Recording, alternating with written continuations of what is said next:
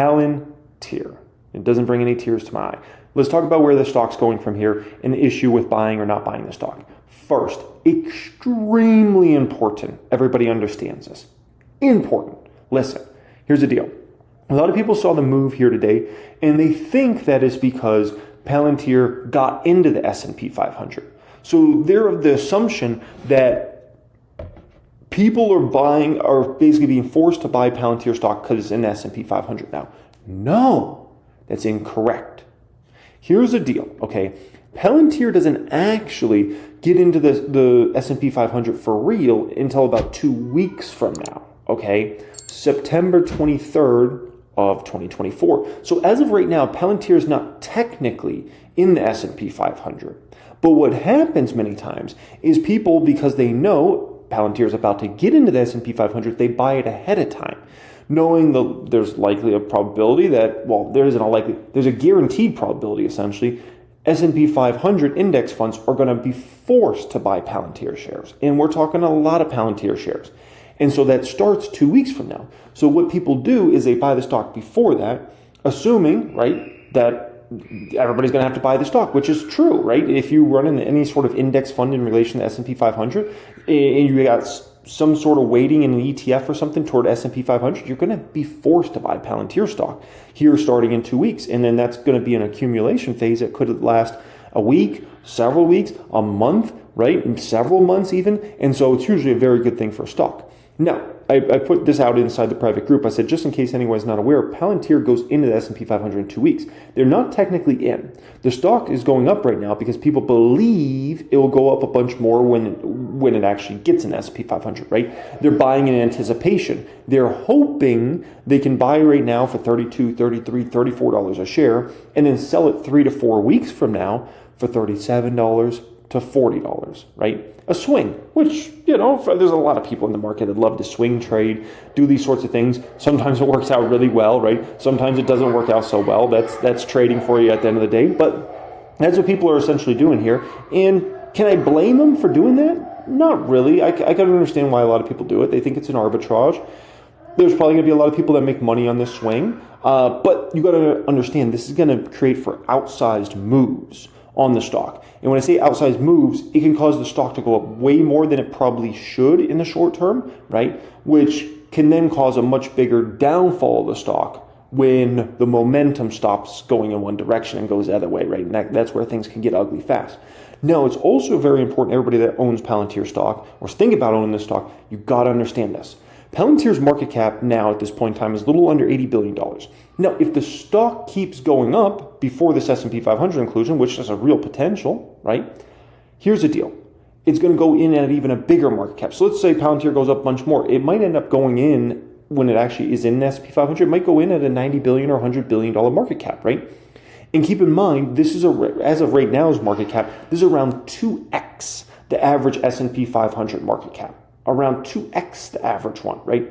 So you got to understand there's an epic buy coming here in terms of how much money is going to be flushed into Palantir. Like, it's going to be an epic buy when these folks are forced to buy this stock, okay? If you look at the call options here today, have you guys seen call options in regards to Palantir? These ones are the ones expiring September 27, 2024. They went insane. Check this out, right? $32 strikes were up 209% today. $33 strikes up 254% today. $34 strikes up 300%. $35 strikes up 302%. Why are all these people all of a sudden loading up on Palantir call options today and gladly willing to pay 200 and 300% premiums? And these expire just in 3 weeks from now, right? Less than 3 weeks from now. The reason people are doing this is because they believe there's going to be continued huge buying pressure on the stock, right? That buying pressure keeps coming in up until the S&P 500 inclusion. And then after the inclusion happens, there's going to be the forced buying from the index funds, right? The ETF buyers and all those sorts of folks. And so it's going to send the stock up even higher, right? And so you get the hype buy-in, the anticipation buy-in, and then you get the real buy-in from the other big money. That's why the people are willing to pay these huge premiums, because you look at even like, let's say the stock's trading at $34.57 when I took this screenshot, right? So you may be looking at $35 strikes. You're going to pay $1.41 for those. But somebody may look at this and they might say, listen, Palantir is going to be $40 if not above 40 bucks on 9/27. So if you believe Palantir is going to be $40 less than 3 weeks from now, right, and you can get that at 141 right now, well, you got to understand you could still make like a 3x on that, right? Because by the time it's all said and done, if you believe the stock's going to be like 40 bucks, I mean, you're going to probably command $5. And if you sell it a little beforehand, right, you might command over $5 in premium for that. So somebody, although they're paying crazy premium versus what they just would have paid very recently, somebody might look at this and say 141 is a smoking deal. I'm going to 2x or 3x my money in the next 2 to 3 weeks on this one. That's why people are willing to pay these crazy premiums. Do I get involved in this? No. I'm not saying people aren't going to make money, because I bet you there's going to be some people that make some big money here. But I don't want to play these short-term games. At the end of the day, you get one of these games right, you get two of them right, and you keep chasing that thrill, and then you're no longer investing. You start just becoming a trader. You start to try to get in and out of stocks, and we know it always ends ugly, right? Next thing you know, you're starting to make gambling decisions. I think the stock price is going to move, and no longer are you focused on investing, right? And we just know this always ends poorly. But I understand why people do it. The allure there is pretty exciting, right? So that's why people do it, right? Now, here's the bad in regards to Palantir. We've got to speak about the bad, because there is bad that comes with this. You've got to understand this.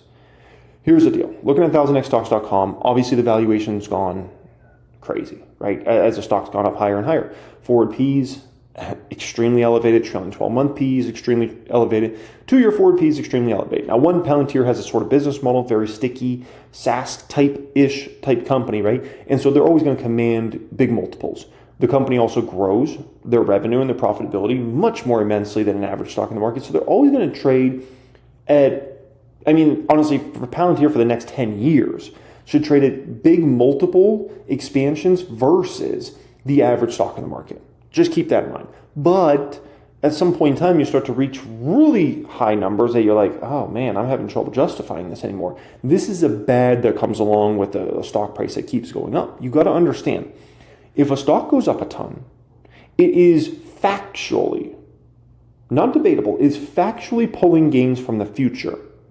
If the stock market goes up a bunch, it is factually pulling gains from the future, right? Things can only go up so high. So if something goes, an asset appreciate a lot, right, you're going to pull some gains from the future, which could have your particular asset then stagnate or go down for many years coming off of that, right? So you're taking a portion of future gains away. Doesn't mean you're taking all gains away, but you're taking a portion of those future gains away the more a stock goes up or the more the stock market goes up, right? And it's just facts. It's just mathematics, right? You know, let me give you an example. Let's say tomorrow, you know, the SP 500 right now is around, the Dow Jones is around 40,000 right now, right? Let's say tomorrow the Dow goes to 80,000. Completely unrealistic, but let's just say that happened. I mean, that'd be very exciting. We'd all make so much money. It'd be ridiculous. We'd all be celebrating. But the issue is the Dow would then stagnate or go down for probably the next 5 to 10 years. Not the next 5 to 10 days, weeks, or months. I'm talking it would stagnate for the next 5 to 10 years, because we would have pulled 5 to 10 years of gains ahead. And that would be not ideal, right? And so you just got to understand this. And this happens with stocks all the time. Tesla's a good example of this. Late 2021, Tesla stock price was $400+, right? It pulled gains, years of gains ahead, right? And I talked about that back then as a Tesla shareholder, and I kind of warned people. I'm like, the valuation got so ridiculous in regards to Tesla that Tesla was set up to be a stock that was going to either downtrend or stagnate for years, for several years to go in the future. And I told a lot of people that, and they're like, no. I'm like, listen, it's going to either stagnate or go down for years. That's exactly what we saw play out, right? And obviously, I took the majority of my profits in regards to Tesla, and I hold still a good amount of shares, but it's not what I used to hold in regards to that stock, because it was a horrible setup. It was setting up for years, not months, years of underperformance, right? Now, the stock's down about 50% since that time frame. Keep in mind, the reason it's gone down so much isn't just because it pulled those gains ahead. It's also because the business model stopped producing those sort of growth rates, which caused the stock to also go down. But even if the growth rates were still great, let's say they hadn't faced as much problems in regards to the growth rates, Tesla would still be a stagnant stock today. It might be around that $400 level, but $400 is what the stock was in late 2021. So even if they had kept putting up really impressive growth rates, the stock was, no matter what, Tesla was destined to be a stagnant or downtrending stock for years to go, right? And obviously that's happened, and I played put options here and there on Tesla and done pretty well on those over time, right? Amazon, another really good example. This stock pulled years of gains ahead. Years, right? 2020, stock was around the same price as it is today. That was over 4 years ago. Over 4 years ago in Amazon stock. What does it have to show for it? Nothing. The reason was there was so much hype and excitement. Oh, Amazon. Oh my gosh. Everybody's forced to be home. Everybody's ordering all this stuff on Amazon, right? AWS growth. Oh, stimulus checks, stimulus money coming, more money's coming to Amazon, and all that played out. But the issue was the stock price had priced in years of future gains. And so Amazon set itself up in a really bad position. Now, if you were buying Amazon stock like I was in 2022, 2023, you got in at a great price there, right? But these folks that were buying back in first half, second half 2020, they got screwed. Those people are looking and they're like, man, I haven't even made any money on these staying stock for all these years, right? So you got to understand this is a game that's played out there, and the risk with a stock like Palantir is if it continues to go too high, too fast, it's going to end up being a situation where the stock could stagnate for years potentially to go in the future, right? How would you like access to all my best course curriculums? My Becoming Master of the Stock Market course, my Stock Market Investing Mastery course, my Stock Options Mastery course, my Millionaire Playbook. How would you like access to all my best courses, as well as the ability to have access to my 6 and 7 figure plus Discord community where we're constantly keeping in touch with each other, talking about what's going on in the market? How would you like exclusive weekly videos from me? How would you like the ability to see what stocks I'm buying and selling in my $2 million plus Fidelity account? If that all sounds pretty interesting to you, apply to join my private group. That is going to be linked in the description area down there. You can click on that, fill out an application, and go ahead, hop on a call with Andre. Andre will walk you through the whole process. He'll walk you through the whole group, and you can go ahead and join us in there. Once again, the link for that is in the description area. Now, here's what I said in regards, because I don't know if you guys follow me on X or not, but I post, a decent amount of stuff on X, right? And I said, Palantir, congrats to all bulls, what a ride. Here's my thoughts on where the stock goes from here. And I said, Ellis Karp and the team will need to continue. So first off, short term, the stock's going up. You're going to have more hype and excitement, people buying into the stock, and you're going to have the S&P 500 inclusion, the forced buying. So if we're talking super short term, we're going higher. But after that, what needs to happen? So I said, Ellis Karp and the team will need to continue to come through with huge growth rates to keep the momentum going past the S&P 500 inclusion. If growth falls off in any way, then the stock will get stuck in the $28 to $38 range for many years. Not many months, not many weeks, for many years. If Palantir can start growing 30% plus revenue, along with massive earnings per share expansion, then the company could climb to $50 plus in the next 12 to 24 months. So that's the thing. That's the only way Palantir keeps this momentum going after this inclusion happens. You got all the hype, you got all the excitement, you got the FOMO in the market right now around Palantir. It's great for the short-term stock price to go higher. It's got all the ingredients for higher in the short term. But in order for the stock after this year to continue the momentum and continue going up, right, we've got to come through with epic growth rates, much higher than what we've been coming through with. You can't just get away with doing what you've been doing, the 20% type revenue growth. We have to take it to another leg higher in 2025. I'm talking 30% plus. When I talk about earnings per share, I'm talking that's got to increase way faster than 30% plus. And that could keep the momentum going, and that's how you could see Palantir get to $50 plus, and not only get to $50 plus, but stay $50 plus. And then we're not talking about gamma squeezing, we're talking about fundamentals of the company and people feeling good about buying Palantir stock at $50 a share.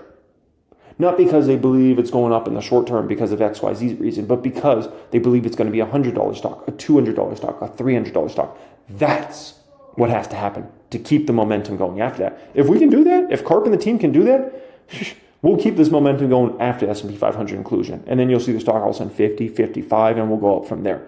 But that's what needs to happen, right? Now, here's a problem in regards to Palantir stock. We got another problem, right?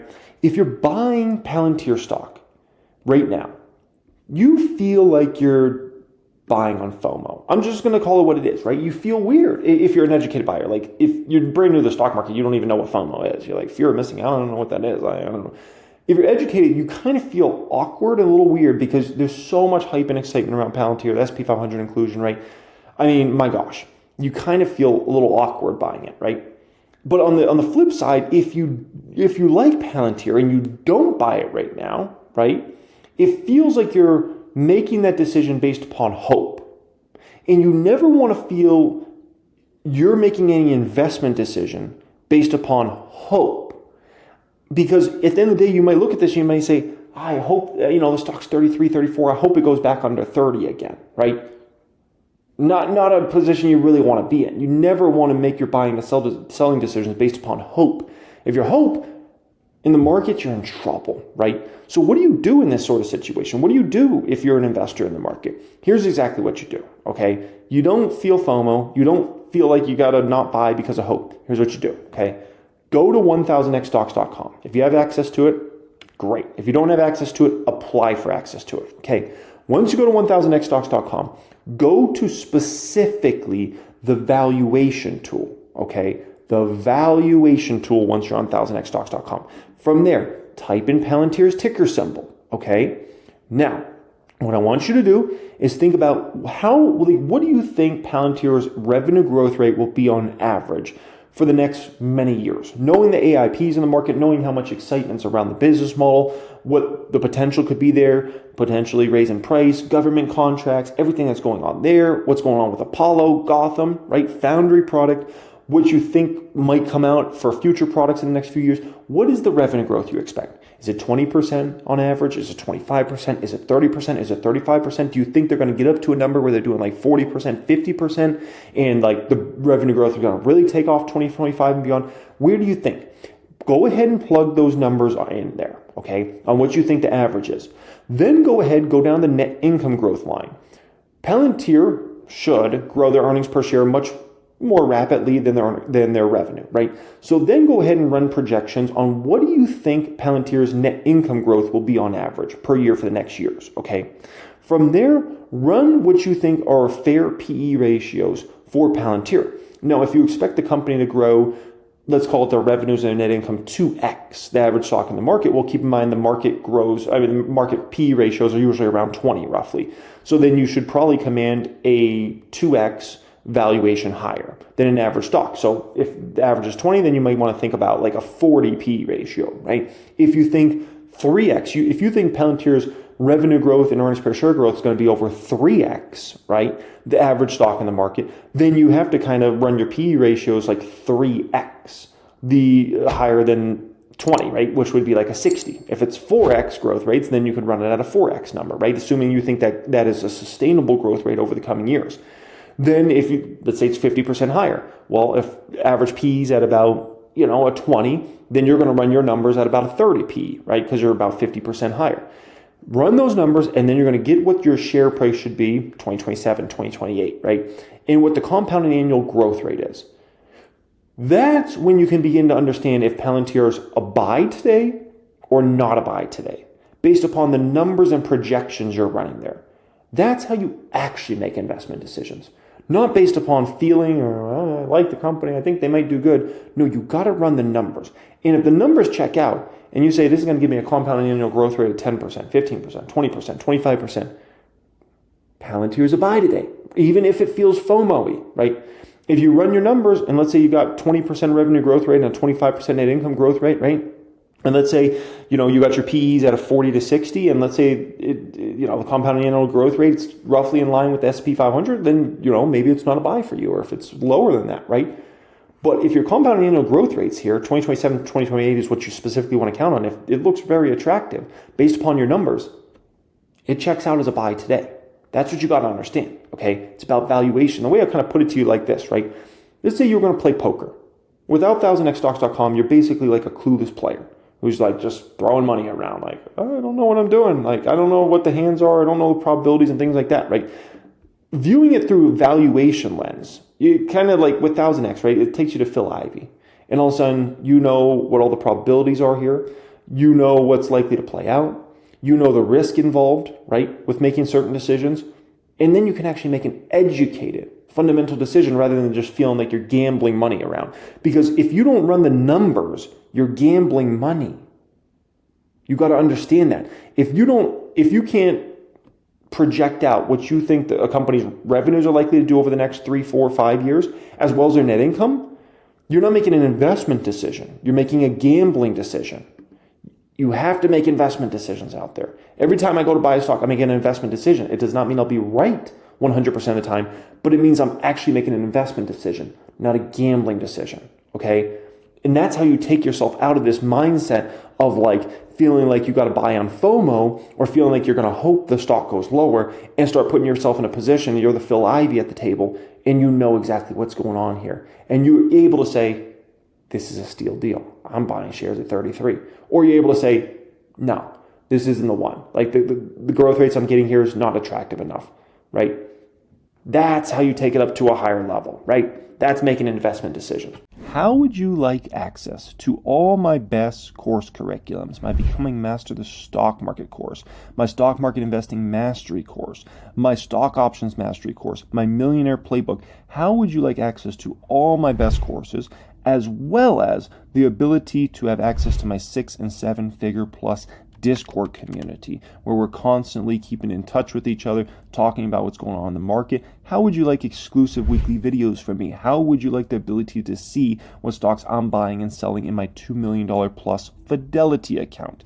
If that all sounds pretty interesting to you, apply to join my private group. That is going to be linked in the description area down there. You can click on that, fill out an application, and go ahead, hop on a call with Andre. Andre will walk you through the whole process. He'll walk you through the whole group, and you can go ahead and join us in there. Once again, the link for that is in the description area. Palantir CEO Alex Karp with some interesting comments that I want to go ahead and react to here that I think is definitely worth addressing. Let's get into this. He would come in like this. On Friday, Palantir was admitted to the S&P, which is an enormous, momentous occasion for every Palantirian. It is enormous because the way in which we built the company should have precluded membership to the most elite institution in economic life, the S&P 500. In order to be on the S&P 500, you have to be GAAP profitable, which is a financial way of saying you have to make real tendies, subtracting everything, after subtracting every form of remuneration that could possibly be included, including your well-deserved equity. And we did it. And how did we do it? We built the best products in the world. We started off in one area of the West, clandestine services. We migrated into the military, into spec ops, into U.S. commercial, and into commercial globally. And how did we do that? We built products, first PD, PG, then we built Apollo, then we built products for the spec ops, then we built Maven, then we built Foundry, then we built the Ontology. Something very important I got to touch on here. Extremely important everybody understands this, okay? He's just running you through the product roadmap they've been on for the last, 10, 20 years, right? Listen, here's the deal. There's going to be a lot more products coming over the next 5, 10 years, and we don't see today. And that's what it's important that everybody understands whenever you're thinking about owning Palantir stock, or you own Palantir stock, or you're considering it, things like that. There's going to be growth opportunities for this company in ways that we never could foresee as of today. Okay, so that's something very important. Just like AIP is this big thing nowadays, like 3 years ago, 5 years ago, no one was thinking about that, right? You could say Foundry is this big product nowadays. Many years ago, Foundry was nothing, right? So this is just something to keep in mind. And we then integrated that into AIP. All of these products were conceived and productized and now are being platformized, meaning we are taking them and making them the base substrate of what enterprises do, i.e., using us instead of what sometimes could be described as a monster internally that prevents the use of the most important technologies of our lifetime, i.e. AI and large language models, as an end user. And these were conceived again and productized in some cases a decade before anyone else even thought that you would need them, much less that the whole enterprise would turn on a platform that actually could power AI and large language models. It's still radical to the point where people do not completely comprehend. They do not comprehend how we could have turned a switch and gone to GAAP profitability and gone from what adults, professional managers, and some analysts thought was a Frankenstein monster powered by a freak show leader, me, to a dynamic, clearly profitable company worthy of and admitted to the S&P 500. And we did it our way. While everyone is now running around talking about how they should build platforms, how you should try to get Palantirians, realizing that no credible institution in commercial life can really be built without Palantir or an ex-Palantirian. We had already begun this. At the DPO, we rejected professional management. People everywhere discussing how to build companies in a way that keeps the somewhat, if not toxic, often carcinogenic influence of people who've written PowerPoints out of your company. Palantir did this naturally. Our products reflect that. Our culture reflects it. Our revenue reflects it. Our quality of revenue reflects it. And by the way, our investor class. People trying to use the term retail investor, which is another way of saying people courageous enough to invest their own money, otherwise known as tendies, in what they believe in.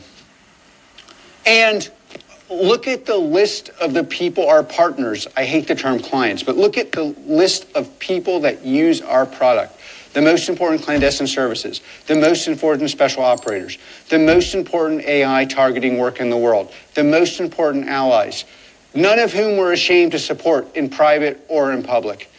They rely on Palantir. Look at our list of commercial partners in and outside the U.S., but especially in the U.S., that use Palantir, either at Foundry, the ontology, AIP, all the above, and are beginning, and in some cases are already using our platform as a platform. And then look at our structural advantage. You know, the thing I love about Karp, right, is here he is. He makes a point. He'll make a point, and what's it? He always bring it back to. It never fails. What's he always bring it back to? The product, the product, the product, the product. And I just I appreciate that, and I like that about him. And yeah, man, it always ends up coming back to the product. He'll make a point, and then it's back to the product, right? Having a company built around what you ought to build, not what you were told to build in some weird, otherwise called artistic program that's kind of academic and imposed upon you by people that have no skin on the game. We resisted that. We are going to continue to resist that, not just for our sake, but for the sake of our partners that rely on us. And in any case, everybody, all of you who are inside the company and around the world should celebrate that the rebels won. The rebels won on Friday. I don't know any other occasion like this where the rebels actually got inside the gate and helped the institutions transform themselves. And there's no better metaphor for that than being admitted to the S&P 500. And while it's maybe not the most important thing, I am really, really, really happy.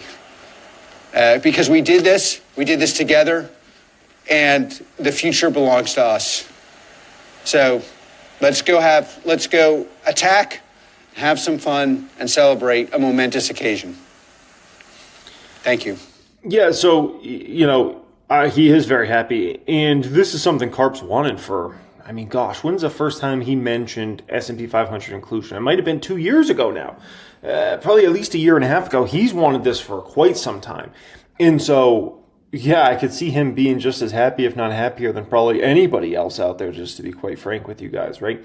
And I think the main reason, my personal belief is the main reason he's really wanted in the S&P 500 over everything else is Palantir does sell to a lot of big companies, right? And a lot of big government organizations. And it is an extra boost, in my opinion, to your sales repertoire when you can go ahead and say you're an S&P 500 company, right? It's kind of like the holy grail, right? I mean, some people would look at like the Fortune list, Fortune 500. The S&P 500, if you're an S&P 500 company, like you're seen as like the creme de la creme, right? You're the best of the best. Like you've got products and services in the market that are special, truly special, right? And so it just gives you an extra kind of leg up when it comes to sales. And so here's a question for you. Does S&P 500 inclusion help only the stock, or does it help the stock and the fundamentals of the company? My personal belief is by getting the S&P 500, it's mainly going to help with the stock, but I believe it actually will help the fundamentals of the company. Because I believe now that they have this kind of branding there, I do believe that there is real power in being an S&P 500 company when you're selling to other big companies, right? Or smaller companies that are in the S&P 500. You're looked at like, wow, you're really like the creme de la creme. Your products and services are special. Because usually you only get an S&P 500 if you're truly a special company, right? So that's a little food for thought in regards to that.